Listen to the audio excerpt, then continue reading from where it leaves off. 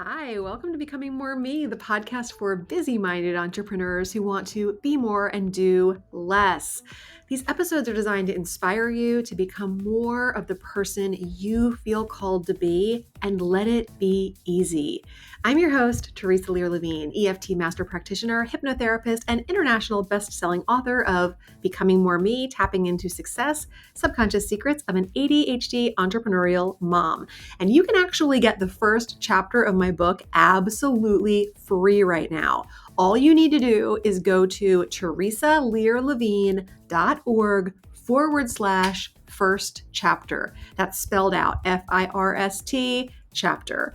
And I will send you the first chapter both on audio and digital. So you can read it, you can listen to it, or you can do both.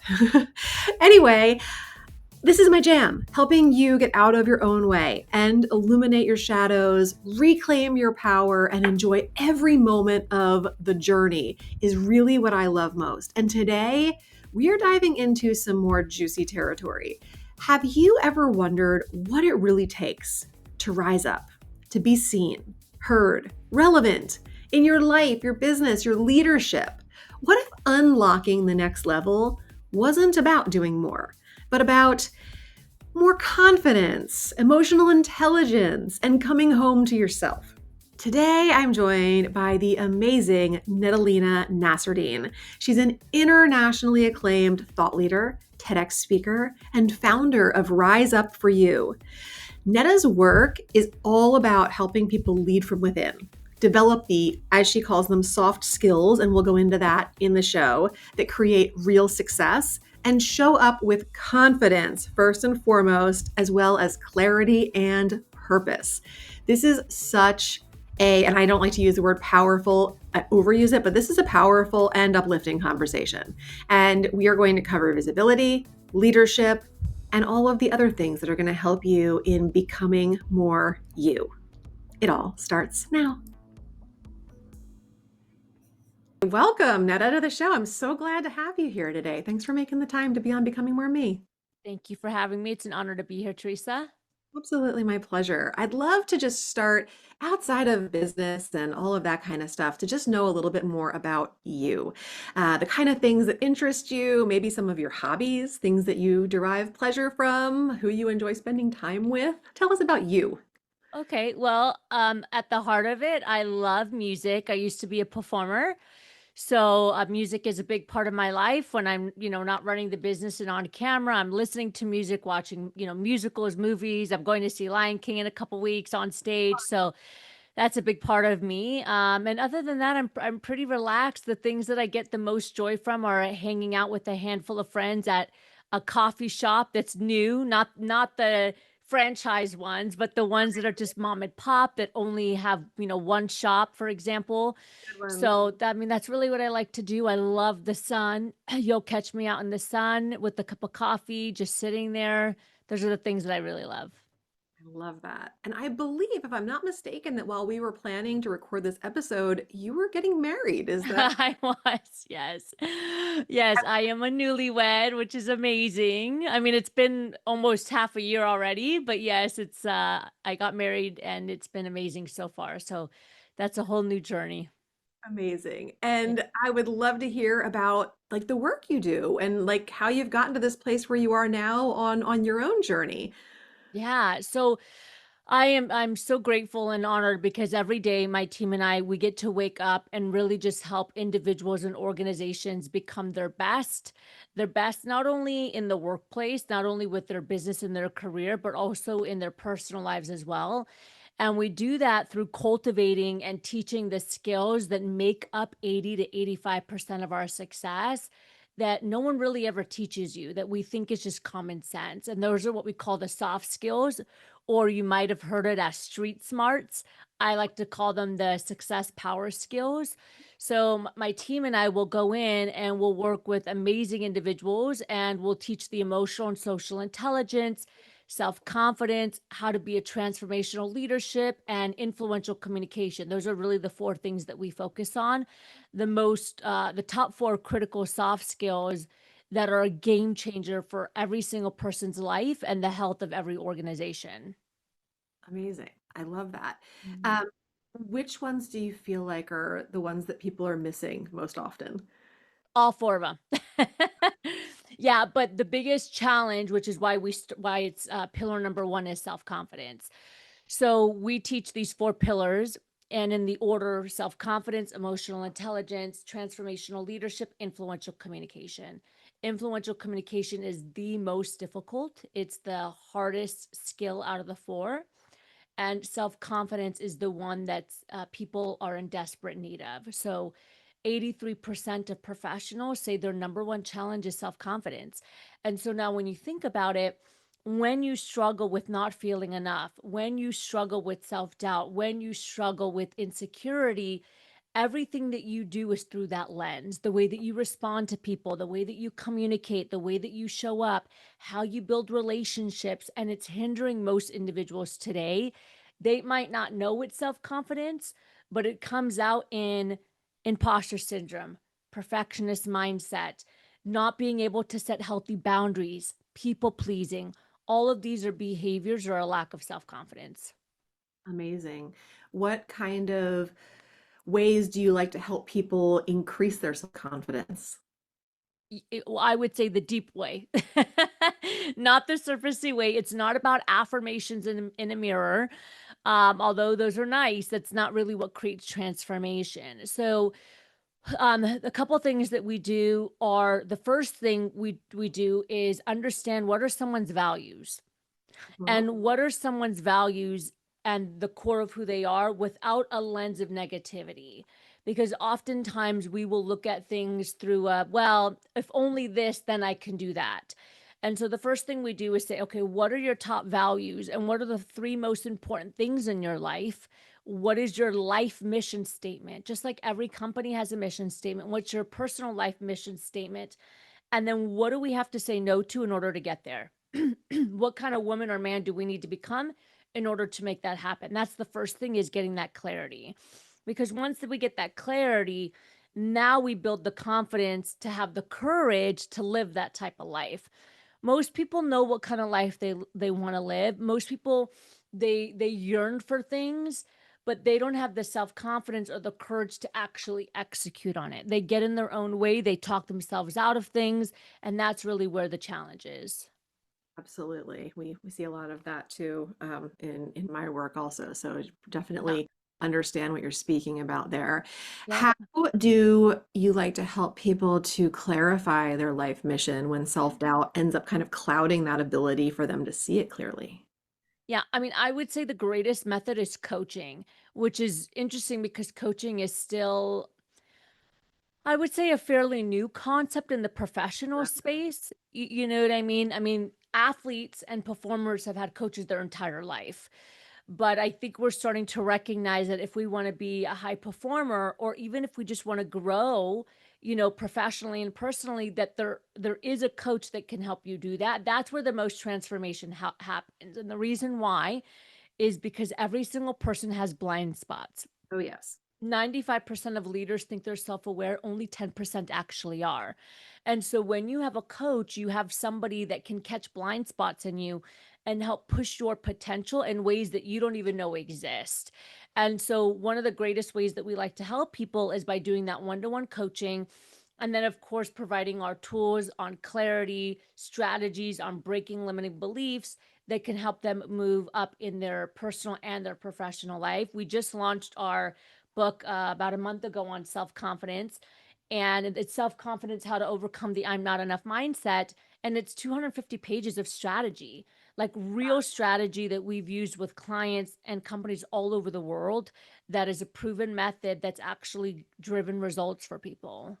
Oh, I love that. I love that. And then you had another book that came out, I guess, about 5 years ago or so. I think I see that one back there. Also, I think it's called Rise Up for You. Is that kind of, was that where the journey began with your book writing? That's where the journey began. So The Rise Up For You is the first book that I wrote, and it's a combination of like my story, who I am as a woman, and how I got to build the company, why it exists today. And then there's obviously some strategies and things in the back end, the how to move forward. Gotcha. And then this year we launched the emotional intelligence book and the self confidence book, and then we have 2 more coming out this year as well. Will they speak to the other two pillars? That's right. Yeah. I'm on to you. Okay. I love it. That's You great. are. Yep.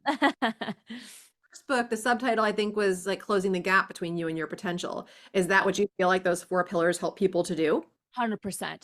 And ironically enough, in the first book, I touch upon each of the pillars before the pillars were the pillars, if that makes sense, right? Because when I first wrote the book, Had it a was whole plan for everything that was going to unfold after that, right? exactly. Yeah. In my first book, I just talk about some of these things that are really important. I talk about self-confidence. I talk about emotional intelligence. I talk about being a leader, not only in the workplace, but also in your own life, right? Like, how do you lead yourself to create change in others? You have to start with you.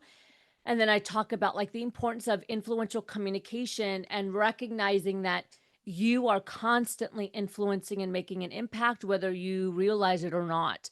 Even when you're in the supermarket, right? And you're talking to the cashier, or every interaction that you have, you're influencing. And the question is, how are you influencing? What's the outcome of that influence? And is it serving you or taking away from you in your future? Yeah, I love that. And when you think about closing that gap, do you think anybody ever really closes that gap completely, or is it kind of like chasing a carrot where the farther you go, the farther you can go kind of thing? Yeah, it's chasing a carrot. But I do think you can get to a place of self-actualization, Yeah. right? Which is like that the top of the Maslow's hierarchy. Mhm. I do think that pushing your potential and seeking growth is a constant journey in your life that I think is never ending in a beautiful way, in a beautiful way. But we want to be able, at least in this lifetime, hopefully, to push yourself to a place of self actualization where you're not just in survival mode, right? Mhm. Where you're able to make an impact in yourself, you feel fulfilled internally, and you also feel fulfilled externally with like providing support to the community, giving back to the world, making a larger impact beyond yourself. And I think that most people unfortunately never get there.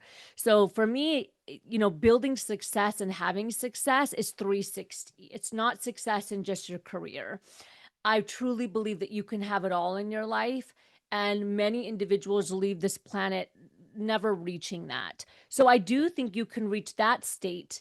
But yeah, of course, like pushing your potential is a constant journey. Moving from like survival to thriving or abundance or whatever the end goal is one of the things that I help people with a lot of the time. So, yeah, Yep. I'd love to hear your opinion on what you think it takes to like push out like beyond survival mode where we're not just getting by, but really stepping into that self-actualization and truly living. What do you think that takes? There's so many things I can talk to, but in order to really become the best version of yourself, I think the first thing is you have to have unshakable inner self confidence. Because the reality is, and we hear this a lot on social media with different influencers, where they say, just take action and confidence will come. But it's actually the opposite, right? You've got to build internal self confidence first to even move forward. Most people are crippled by their beliefs and their thoughts that they never even take the first step. And so I see confidence as two layers. You have your self confidence, and then you have confidence in things. And so I totally agree that in order to build more confidence, you have to do the thing, right? Whatever it is, whether it's confident in speaking, confident in having conversations with your leader, but you have to build the internal self confidence first so that you can start to take baby steps and do that. And most people get stuck.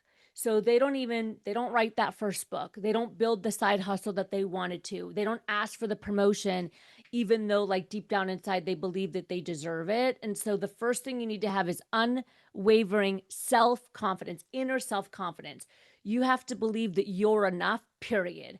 No matter what's going on around you, no matter what's falling apart, your identity is not representative of that. That's the first thing.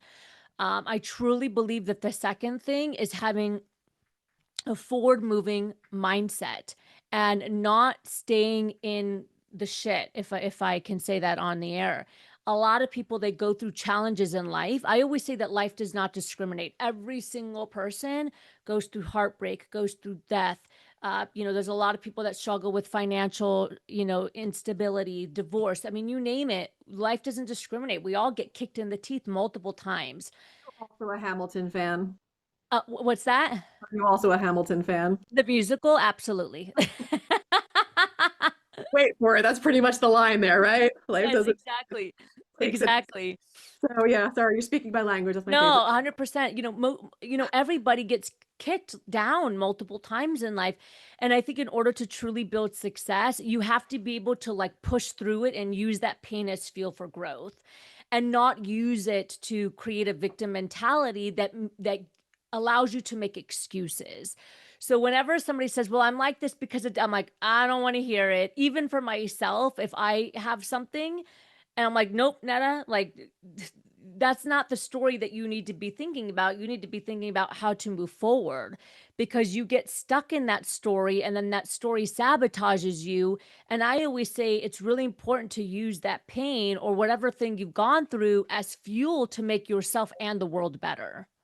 Instead, a lot of us like cling to the stories. We love our stories. I mean, we really do. It They're becomes our identity, right? It becomes like who we are, even though your story's not who you are. It's a part of who you are, but I would rather it be a part of what is the becoming of you, right? And the beautiful pieces of you versus it holding you back. And a lot of people use it as excuses. Well, I'm like this way because I'm my childhood or this happened to me, which is why I'm here. And the reality is that like that mentality will never serve you. What yeah. will serve you is wow, like I had a really tough childhood. And you know what? I'm going to make sure that I am growing myself and being the best that I can be and maybe help other people not have that kind of childhood. You see what I mean? Like Absolutely. taking it and fueling yourself and also like fueling the world with that. Shifting into empowered action and leveraging the Yes. with the Yep. hand dealt, essentially.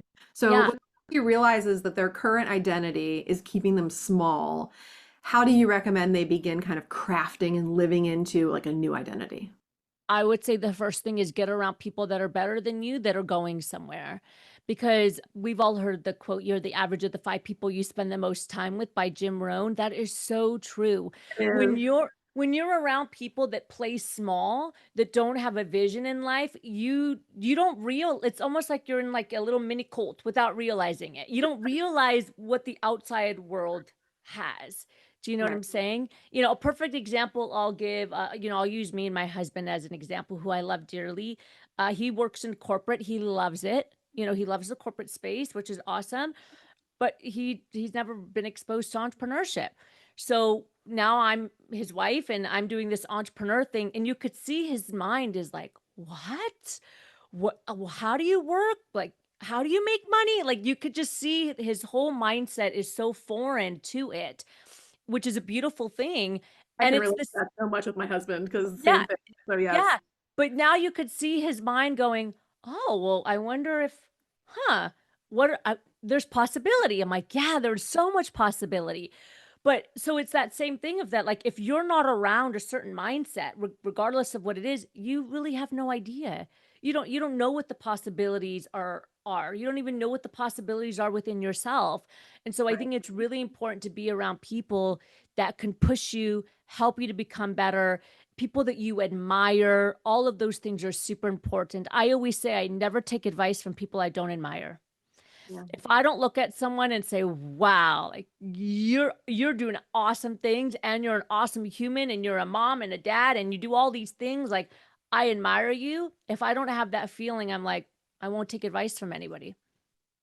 Yeah. But all of that doubles right back to what you already said was the most important thing, which is the self-confidence. Because Mhm. how are you going to feel okay stepping into that next level room of people that are, doing these things that you want to be doing and you aren't doing yet if you don't have that confidence and everything else. So I can see why you look at that as the most important pillar along the way. Yeah.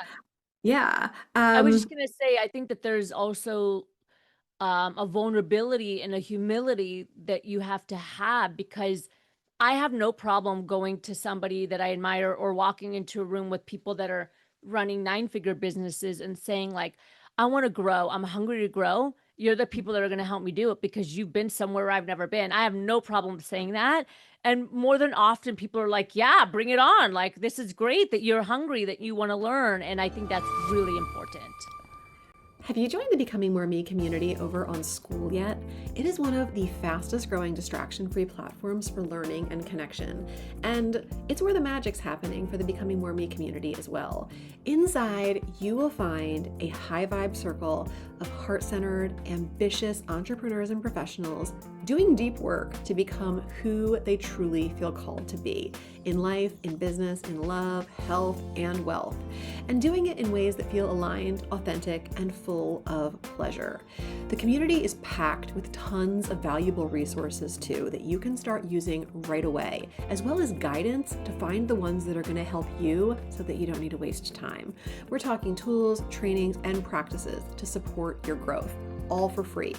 Plus, you can find info on working with me more deeply, whether it's through one-on-one coaching, small group experiences, or the Becoming More Me with EFT program, as well as information on upcoming workshops and other events. To join, head over to school.com/discovery. That's SKOOL.com/discovery. Type in my name, Theresa, Lear, Levine, and you will find the Becoming More Me community right there. Click on it to join. I can't wait to welcome you to the community. I think that openness is important too, because I think a lot of people who are, coming up in their businesses or whatever it is that they're looking to achieve in their life often feel like that next level is somehow closed off to them or not available. And I think I've never actually encountered that in my journey, where if I actually asked for help or support, I didn't receive it. Yeah, I totally agree. But the confidence had to be there first in order to be able to put myself out there and request for Yes. that kind of assistance and support. So, yeah. Yeah, and always think about what you can give in return too, because for me, I've always said, like I'd love to learn from you, or I just want to be in your space, but here's how I can contribute to you, right? So again, going to that self-confidence piece of understanding like here's the strong piece that I can add, and here's the areas that I can grow in that like being around you is going to help me do that. Right. And you've done a lot of work over the years with both Fortune 500 companies as well as individuals. So, Yes. what are the mindset shifts that you see as the most valuable across both? And what similarities do you see between big companies and the individuals as they grow? Yeah, if I'm being completely honest, I know it sounds like a broken record, but it's self-confidence. Even when executives come to us and they're like, "Wow, we have major performance problems and our leaders don't know how to lead and succession planning, more of the operational side in business." It always comes back to self-confidence. It always comes back to the leader thinking a certain way, right? So then they're not able to coach and mentor their team because there's a scarcity mindset around time. I don't have enough time. Like I got my own job to do. I don't have enough time to coach and mentor, or a scarcity mindset around them taking my job. Well, like why would I teach them and coach them? Like what the only other job they would take is mine, right? And so all of these things cloud and get in the way of, you know, helping an organization thrive and develop and truly become a collaborative workplace. But I mean that's really the biggest piece is individuals behaving based off of the beliefs that they've built over time. And most of those beliefs just do not serve them. And so we have to break down those beliefs for every person, right? And not in a therapeutic way. It's not therapy, but I would say more in an academic, strategic way. So this is the belief that you have. Where did it come from? What's the behavior that it's causing in you? And what's it costing you? Right? So Mm, when you behave a certain way, what's it costing you? Now, leaders might say, well, it's not really costing me anything. I just have people that can't do the job. I'm like, okay, well, that's costing you something. How many vacation days have you taken this year? Oh, 0. I can't take vacation. Exactly. Right. So, like, there's all these things that people don't really recognize are all tied together. And then mhm. I say, well, if you shifted your behavior as a leader and you coached more and you mentored more and you uplifted your team, I guarantee you could walk away for a week or 2 weeks and enjoy your family, have some self reflection, be able to, live a life that you enjoy that's not just head down in the office. So that's just a small example of how these behaviors can really create some strong movement. Yeah, absolutely. I love that example. In your own experience and on your own journey, maybe could you share like an emotionally pivotal moment where like maybe you never even expected it would shape your work, but it did? Oh, the whole company is based off of a pivotal moment. So I actually, people hear me talk and they, it's oftentimes that you'll hear a speaker or someone on a podcast and just think, well, like, okay, easy for you to say. But the reality is that everything that I talk about, I've experienced myself and I've used myself, which is why I know and my team know how to teach it and pass it on. And that's how we know it's a proven method. When I first started this company, my first career, I was a performer. So going back to the music, I actually started my first career in musical theater and I used to tour internationally around the world. And then I quickly moved on to being an executive for an education corporation because I realized through the singing and the dancing that it wasn't about me holding the microphone. It was about me connecting with the audience and trying to figure out like how do I move them in a way that they walk out of the show today and feel something so in the depths of their soul that they want to come back. And so that's really got me into education and to that empowerment and like uplifting. That's always been a part of who I am. Never thought about being an entrepreneur, didn't even know how to say the word, didn't know about what a podcast was, didn't know who Tony Robbins was, nothing. And then I went through my own journey. When I was an executive, I resigned from the company for an opportunity called marriage, first marriage. And after 4 weeks of being married, my ex said that he wanted a divorce and I lost everything. Wow. So I went from a six-figure executive to $100. That was it. No car, no house, no job, $100 and two luggage. And I came back to California where I was living at the time, completely devastated. I didn't even know like what was my future. I was so uncertain and also heartbroken. My father came to me in my dream. My father died when I was 27. And he said, Netta, everything you need is already inside of you. You just have to rise up for you. So that's what I did. I came back home and I just kept hearing rise up for you in my head. And if I knew anything, it was that whenever I get a sign from God or my parents, I'd never ignore it. So rise up for you just kept coming into my head. And so I said, all right, I'm going to build a business. I'm going to build rise up for you. I don't know how to, don't know anything about it, but I believe in my ability to learn. So going back to what I was saying about that deep rooted self-confidence, I believed in myself and I bet on myself. Yeah. So I started building Rise Up for You. I didn't really know what it was going to be, but I knew that it was going to uplift and empower. That's what I did know, right? And I knew it was going to be an education because that's a superpower of mine. God blessed me with the ability to take information in my head and transfer it in a way where people can receive it. And 3 months later, my second parent, my mother, was diagnosed with stage 4 cancer out of nowhere. I built the company out of a hospital. I took showers at the 24-hour fitness. I would go back across the street, open up my laptop. What does it mean to build a business? What's a website? What's a podcast? Who's Tony Robbins? What is coaching and training? And how do you make money off of it? All these things I didn't know. Yeah. And 9 months later, she died. So by the time I was 30, I was turning 32 years old. I had buried both of my parents, the two most important people in my life, Wow. went through a divorce that only lasted 4 weeks, but I lost everything in that process. And I was at the very, very, very, very bottom. And I truly believe that everybody has a moment in their life where they have to decide what kind of leader they want to be in the world. What kind of woman, what kind of man do they want to be? And how do they want to take action and move forward? And that was the pivotal journey for me. So I decided that I wanted to build a life that I was proud of. And part of building a life that you're proud of is by contributing to the world. And I knew that these skills were a problem because in every industry that I've ever been in, whether it was performance or education or nonprofit or corporate, the common denominator that I always saw were people problems because a lack of social and emotional intelligence. It was the inability to have inter and intrapersonal skills within yourself and with other people. And that's how it began. Wow. That's a lot. Hey, quick pause to let you in on something you might not know. You know, you can book a totally free, no pressure 15-minute insight call with me. Yep, just you and me chatting about the real life stuff that's feeling heavy or unclear or stuck in your world right now. Whether that's in your business, your body, your relationships, your energy, All of the above, maybe. We'll explore what's really going on beneath the surface, and I will share a few personalized insights to help you start moving towards the outcomes you truly desire and get out of your own way with clarity, peace, momentum, and abundance.